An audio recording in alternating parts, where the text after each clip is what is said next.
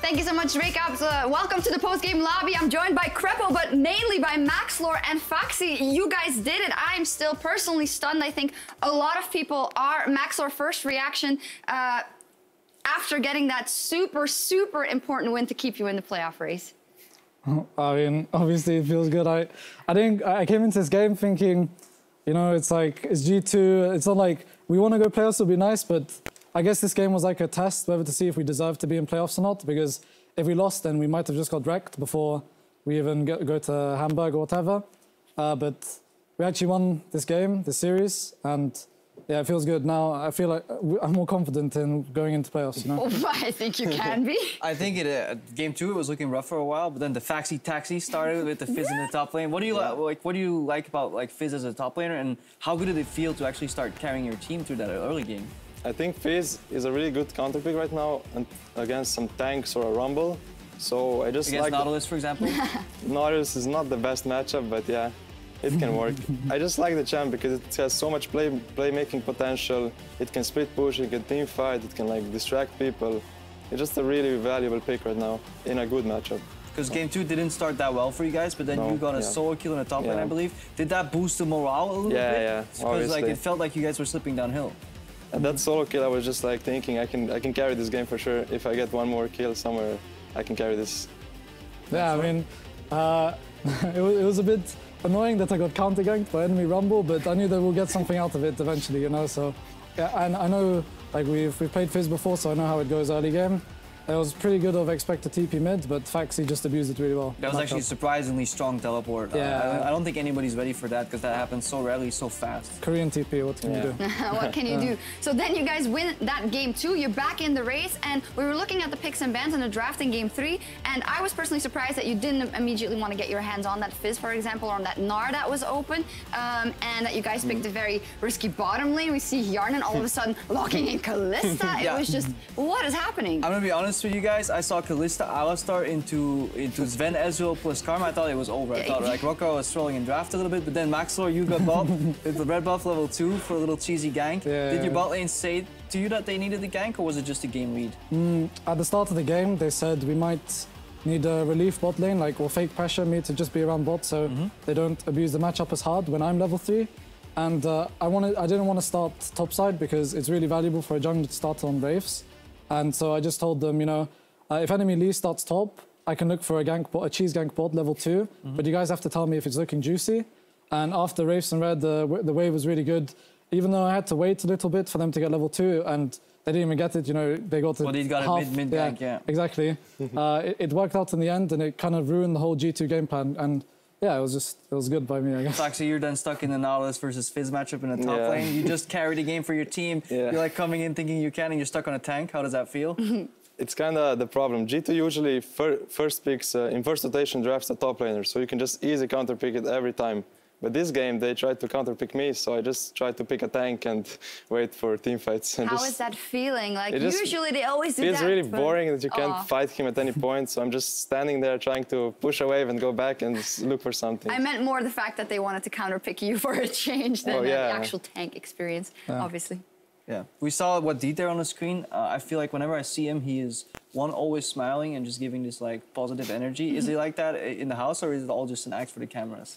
No, he's definitely like that. He's super excited, and he's like the cheerleader of the team, you know? He keeps the morale up, and when this guy's playing a tank and not enjoying his life on top lane, he's like, it's okay, Foxy, we win. It's okay, you know, just all throughout the game. So he tells you he's playing a tank, but then with no items on the Alistar. I thought he was a fantastic Alistar in the team fights too. Yeah, it was really good. Like, communication was pretty crisp from him today. It was really good.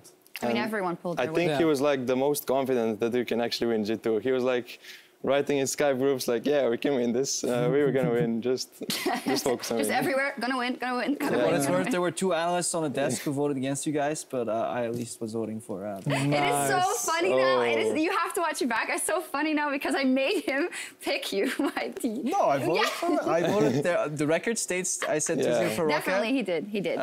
He was a believer, and I'm just, for the story, incredibly hyped because this makes tomorrow's match for Fnatic so incredibly tense, and I'm sure they were watching at home. And out of all this, Maxlor, obviously the most important thing is that you guys won and are still in the playoff race. But is it also kind of sweet that you break G2's winning streak in the process? Yeah, obviously it feels good to do that because then it's, I don't know, it's like they could have been, for example, choking because it was their last series and they really wanted to win. But obviously it feels great to break a win streak and to like, if Perks ever gets cocky to me again, I'll just, shut his mouth. I won't, and that kind of stuff. I mean, he had a good tweet earlier in the day, or April Fool's. It was good April Fool's. Yeah, it was a good April Fool's. Maxlor, for you, before we move on to the next thing, I just want to talk to you about kind of being on the brink of playoffs and starting off so bad with Roccat, and of course going on this new adventure with this team, this split. How has just the evolution been for you with this team from going to the losing streak to winning 6 series in a row to beating the leaders in the league? Like, how do you reflect on the split so far? I'm still pretty shocked, I guess I'd say. I really, like, when we were losing, it was really just sad times for everyone on our team. When we started winning, it looked a lot better, and I think, well, at least I can speak for myself, I wasn't, like, incredibly happy that we were winning. I was still happy, but I didn't really think we could make playoffs, which is why I wasn't, like, super happy. I was like, it's like, there's no way we can beat G2, blah, blah, blah. I didn't say that, of course, but in my mind, maybe. But you knew, Faxi, that he was thinking that? Yeah, I knew. He also said it on the desk, I think, Faxi. But it obviously feels good to see, like, our growth on stage, not in practice environments, but on stage, our growth is really, really showing, and it's nice to see. You know who's also happy? Reddit Roccat guy. Woo! Reddit Roccat guy. So happy. Definitely and a lot of your fans just, there's a couple of fans that come here every week with the Roccat shirts on that are always cheering you guys on, so it's their day. But yeah, Maxlor, you had the progression, but Faxi, it's also relatively new for you, the whole stage as an LCS top laner. What is like the biggest thing to learn? Like, is it the teleport timing, the communication, playing against better laners, better junglers? Like, what was the hardest part for you to improve on? I think it's mostly just not respecting the jungler too much. Like, you shouldn't like respect him too much. And when I was scared a lot in the first weeks. I was like, if he ganks me here, I can die. And I'm like, I don't care. I'm just gonna push here and maybe outplay something. Like Vizichachi does all the time? Yeah, I'm just trying to be like Vizichachi, like really confident in my play, really stepping forward when it's risky, but it like pressures the enemy top laner a lot. Hey. I think that's a lot. Arguably best top laner in the league he's trying to be. So maybe you can give him a run for his money in playoffs. We'll see, because in our first series of the day, the Unicorns of Love, they secured first place in Group B and a playoff bye with a convincing win over Vitality. It was what seemed to be the logical outcome of that match, but they got a little crazy, Krappo. Yeah, they got a little crazy. So like they were also going for niche picks, but I think with less of a purpose. I think the Shaco in Game 2, for example, was just kind of troll locked in by Hachani, for example. Roccat went today for niche picks, but I think they had more of a purpose, Nasu's mid lane. Debatable, I actually liked it. We don't talk about Nasu's mid lane. I actually liked it. I think the Sivir was actually more of a risky pick in that game. But definitely the Betsy on Swain seems to work out. Alistar being brought back, it seems like some niche picks can make their way back into the metagame. We have, like, lots of us actually have a really big champ pool. Some might not be meta, but we can all play like loads of champs, and I guess now on stage we're a lot more comfortable to play like niche picks. We're like, it's okay even though Alistar's not meta. Our support, for example, before the second ban phase, we could have picked support there since there were already a lot of support bans, but we trusted in Wadid, and Wadid said to us it was fine to pick AD there, and he has a whole big champion pool, and so we just fell back on Alistar. We talked to each other before the game how we can kind of make it work. It's not something we spam in scrims or even played, but it's like... I just whip it out on stage, in the final game that decides your play-up life, I know. Sure. No, it worked, and I guess we just on stage trust each other more, and it was good. Like, we know our limits. Faxi, do you have a secret pick? A Heimerdinger, Yasuo top lane, LeBlanc top lane, Lucian? Yaron always tells me to pick Heimerdinger top, but I don't really like that champion. All right, we have like a week for playoffs, and then potentially you can get it ready. Not gonna see it. Let's take a look at the standings, because they got spicy today. With that win over G2, Roccat have now put the pressure on Fnatic in the fight for playoffs. We're going to see in just a second. Unicorns of Love, as said, they locked in first place, so everything is set there. Also, the H2K Splice is locked, so that match tomorrow doesn't mean a whole lot, nothing actually, but fun for us. And then it now means that Fnatic absolutely have to win over Misfits tomorrow. And that now seems like the hardest task there is, obviously, because today that was the hardest task, but you guys were like, no, whatever, we're just gonna beat G2. So guys, what do you think is gonna happen? How much of a chance does Fnatic have? You want to answer? I think Fnatic definitely has a chance here. If we could do it, like, I wouldn't say they're individually worse than us. They just need to like shapen up their play, be more confident, and they can definitely do it. Like, they could like actually take down G2, I think, yesterday. Yeah, but Soas had some bad TPs, panic plays, and it didn't work out. I think they can take down Misfits. Do you think they may crumble under the pressure, Max, or if they lose a game 1, for example? Fnatic seems to be affected sometimes by some negative games. Yeah, I think, like, I remember with the change in the coaching staff, Finlay being brought in, maybe it like made the whole team mood like more happy. They're also willing to play niche picks like Kale or whatever. So really, it's just up to Misfits to play good and play their normal selves. And I guess we'll just see what happens tomorrow. Just in terms of storyline, just to juxtapose kind of Roccat, who were down in the dumps, then you win 6 series in a row, you beat Misfits, you beat G2, and then the fire is on Fnatic because they had all the expectation coming in. They were not in a good place, and then they're starting to play better, but now it's all on the line for them. It's just incredibly, incredibly hype, isn't it? I think it's super fun because tomorrow, like, I don't know, like, you guys may not tune into the matches too early because you might be celebrating tonight. But if you look at what we have, like, we have H2K versus Splice, who also know some of these kind of cheesy picks. They have very kind of outspoken players in a match that doesn't matter at all, but it's basically giving the fans what they want. And then right after we get Fnatic versus Misfits, where Misfits, they want to prove themselves so badly, and Fnatic, they like everything's on the line. So even up to the point, the last day of 10 weeks of EU LCS, we still get like super exciting amazing. matches. Let's actually take a look at those matchups. We've now said it a couple of times, but that is the last day of the weekend, week 10 and of the regular season. And those are the possible playoff projections. So Psych, April Fools, we're actually looking at a playoff bracket.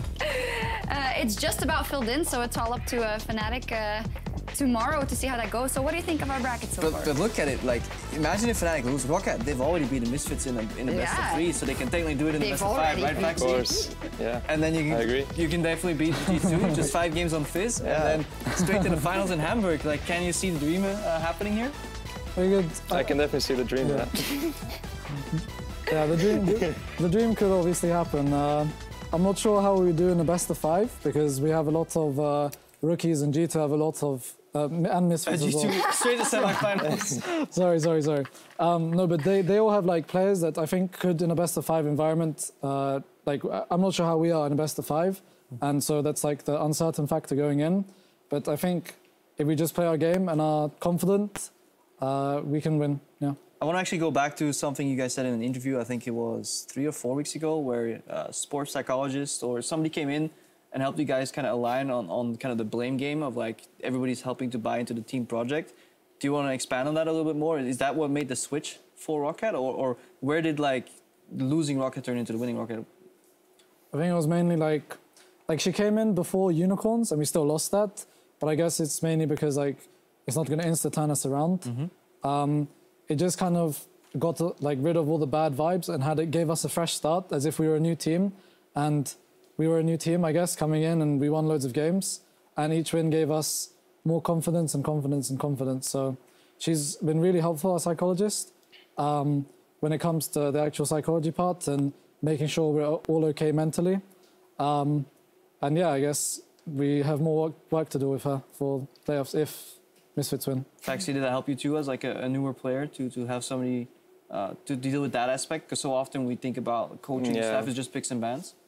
I don't think I need much help with my motivation and my confidence, so she definitely helped us become a confident team, not like confident players. She tried to make us a team, like that we all do. Just teamwork in real life, in game, like everything like that, you know. Made the Faxi Taxi be able to slot into the you know, parking. The ferry, the Roccat ferry. The ferry that then went on, on a 6 series winning streak. It's all smiles here for you guys. Before we move on, I do want to ask you guys just about, you know, G2 in general. We saw Ocelot tweeting, maybe this is the best thing to happen to us, the winning streak to be broken, so we kind of have a wake up call rather. But the playoffs are definitely looking more competitive. I don't want to make too many assumptions, obviously, on the form of G2, but is there anything you want to say on in relation to this loss and game losses that they've I think had it's always good recently? when a winning team gets stress tested as fast as they can before international competition. So for G2, that's fine. But I think this is as close to the level of other teams we've seen them in quite a while. Like G2 has always been like so dominant, but for the first time, I feel like quite a few teams in Europe could take them down. And like Roccat did it today, I can see a Unicorns of Love and a bit of a best of 5 that is spicy with a few picks there. Can definitely do it too. I don't know if you guys agree. Yeah. I think the same. I think Splice, H2K, Misfits, any team could take them down, actually. They have pretty clear weaknesses right now. They just need to fix them and see what they do. Excellent. Do you think G2 wins the split, no matter what? Wins this split? I mean, they've won split the playoffs. I mean, I know all of them, and I know for sure that they're gonna, even if we didn't win, they're gonna work hard. But I guess, yeah, this lose was like a kick in the ass. But they will for sure keep working hard to playoffs, see what they can improve on, and they will look good in playoffs for sure. All right. Well, the playoffs will be super, super competitive. Let's take a look at the player of the series leaderboard, as that's also looking quite competitive. Wunder, Jankos, Kakao, and Sven. Wunder is still there, reigning supreme. I don't think anyone can catch him anymore, actually, and I think that is well deserved. Or are we missing the Faxi Taxi in there? I'm fine. Next season. I'm fine. I'm fine. How's it like to lane against Wunder? How do you rate him? Is he like Chachi level? Because we had stats-based ranking. Yeah. Is it Chachi, Odoam, the Wunder? Is he closer now? I think Wunder is a bit less aggressive than Vizicachi. He tries to like trade more than you, but Wunder just tries to get pressure and push waves and try to do something with that pressure more. Yeah, I don't think it's really hard to play against anyone in lane right now for me, though. Interesting. Well, on our last day of the EU LCS Spring Split, Fnatic's playoff hopes are on the line as they face off in a do-or-die series against Misfits. Oh my, can it just be now? No, we need to rest. And then we also get that Splice H2K, the 2 versus 3 in Group B, matching off not for anything in particular, but for pride and a lot of fun, and they'll want to show us something. So super, super hyped. Do you guys want to give a quick prediction? Misfits Fnatic. Ooh. You were right today as the only person. Yeah, but a great analyst needs to prepare. I can't just do it, and I need to have a nice evening of thorough VOD review and thinking before I can. All right, make that and you prediction. guys are going to say, I mean, you guys want Misfits to win, obviously. Say Misfits. I mean, 2-1 Misfits. Gonna say Misfits. All right, well, thank you guys very much. Congratulations, absolutely monumental victory over G2. Thank you very much, Kreppel, for joining me as well. And after an amazing ending to an exciting day here in Berlin, it is time for us to call it a night. Thank you so much, and join us tomorrow for the final day of the EU LCS Spring Split round robin. Almost made it. See you there.